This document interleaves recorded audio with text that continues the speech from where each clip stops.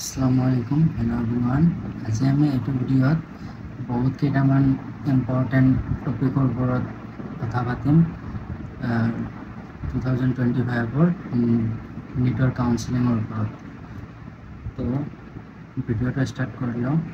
আমাৰ আজিৰ এই ভিডিঅ'টোত আমি আলোচনা কৰিম কোনটো ৱেবছাইট ইউজ কৰা হয়, মানে নিটৰ যিবিলাক লেটেষ্ট আপডেটবিলাক আহি থাকে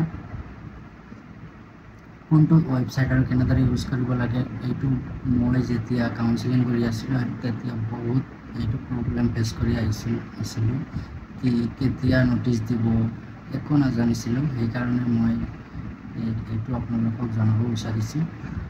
তো ৱেবছাইটটোৰ নাম হ'ল DME, directorate of medical education.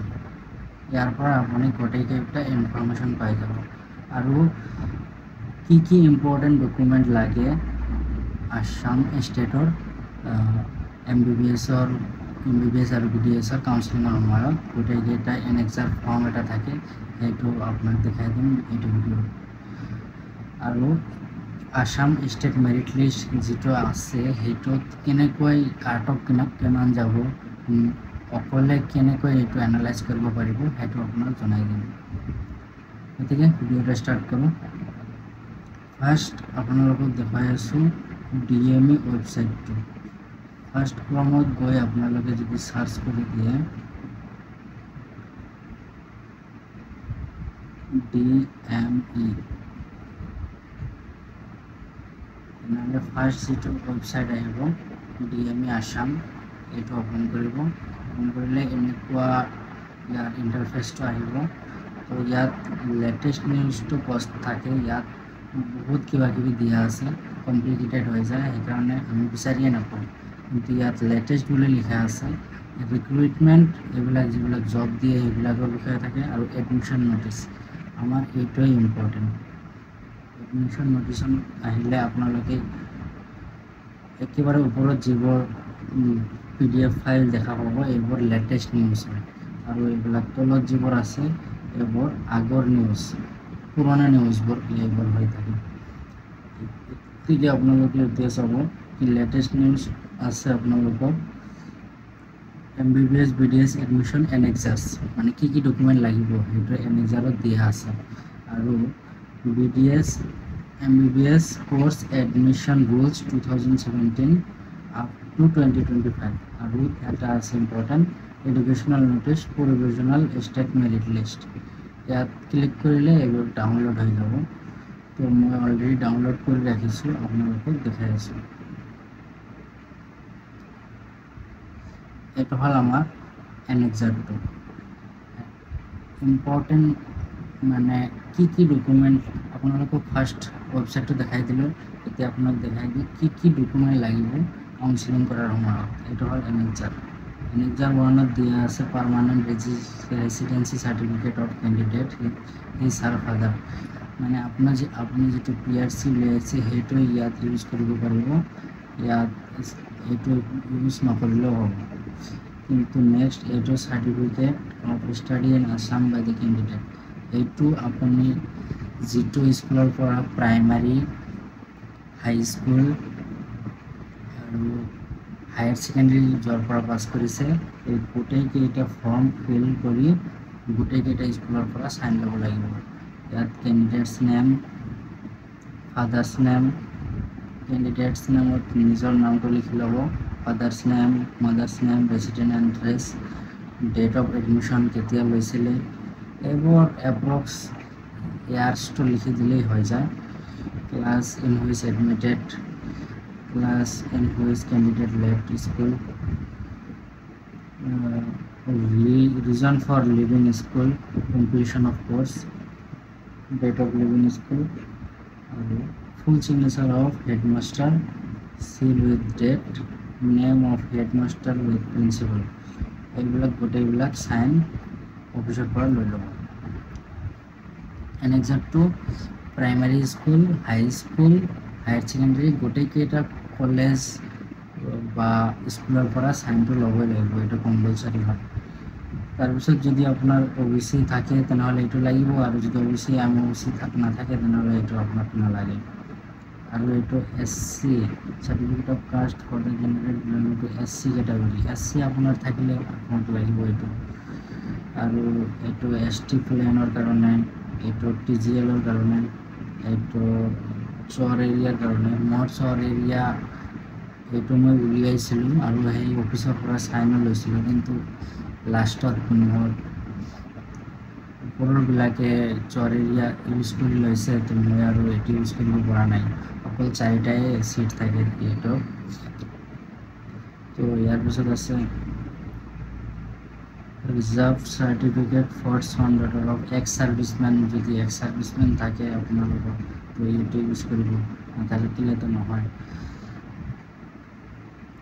আৰু এইটো এক্সট্ৰিমিষ্ট ভাইলেন্সৰ আপোনালোকৰ থাকিলে ইউজ কৰিব পাৰে, নাথাকিলে দৰকাৰ নাই।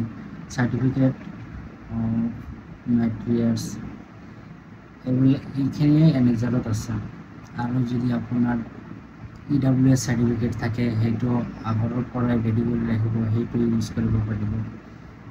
আগত আমাৰ টাইমত NHR-ত এনেকুৱা ফৰ্ম এটা দিছিল, কিন্তু আমি যিটো আগতে EWS বনাই ৰাখিছোঁ সেইটো ইউজ কৰিছোঁ। এতিয়া আপোনালোকক দেখাই আছোঁ কি আসাম গেজেটত যিটো নটিফিকেশ্যন আছিল, এইটোত চিট মেট্ৰিক্সটো দিয়া আছে। ইয়াত ইম্পৰ্টেণ্ট আপডেটটো হ'ল গভৰ্ণমেণ্ট কোটা যিটো 5% আছিল, এইটো এইবুলি উঠাই দিছে, এইবুলি আৰু এইটো নাই। তো নেক্সট আৰু ইয়াত বহুত কিবা কিবি লিখা আছে, আপোনালোকে পঢ়ি যাব পাৰে। আৰু এইটো কাউন্সিলিঙৰ সময়ত এইটো ফৰ্ম বহুত ইম্পৰ্টেণ্ট। আমি কাউন্সিলিং কৰিব গৈ তাৰপিছত এইটো আকৌ প্ৰিণ্ট কৰি তাত ফিল আপ কৰিছিলোঁ। এইটো আপুনি আগতো ফিল আপ কৰি লৈ যাব পাৰে, অনলাইনৰ সময়ত এইটো দিব নালাগে। তাৰপিছত এইটো হ'ল ডিক্লাৰেশ্যন বাই পেৰেণ্টছ, ইয়াত পেৰেণ্টছৰ ছিগনেচাৰ লাগিব। গেজেটেড অফিচাৰৰ ঠাইত আপোনালোকে MBBS এটাৰ পৰাও চাইন এটা লৈ ল'ব পাৰে।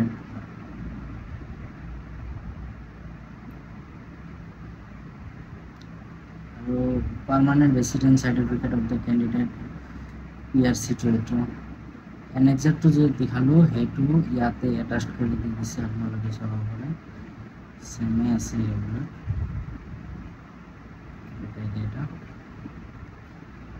ডিড অফ এগ্ৰিমেণ্ট, এইটো কলেজত যোৱাৰ পিছতো ফিল কৰিলে হয়, এইটো যিটো বণ্ড বুলি কোৱা হয়। আৰু ইয়াত চিট মেট্ৰিক্সটো দিয়া আছে। আমাৰ কলেজৰ BDS-ৰ চিট মেট্ৰিক্সটো চাওক, এইটো RDC only 18 seat north east কোটাৰ কাৰণে ৰিজাৰ্ভ কৰা আছে। আৰু বাকী ইয়াত চৰ এৰিয়াৰ চিট কেইটা চাব পাৰে। ইয়াত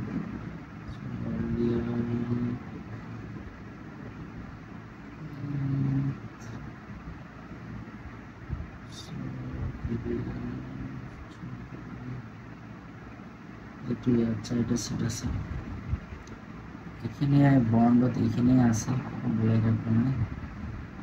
ডিড অফ এগ্ৰিমেণ্ট, এইটো ডিড অফ এগ্ৰিমেণ্ট নালাগে, এতিয়া কলেজত গৈ দিলেই হ'ব। এইখিনি বাৰে বাৰে দি আছে। হেল্থ ৱেলফেয়াৰ চিট মেট্ৰিক্সটো আছে ইয়াতে।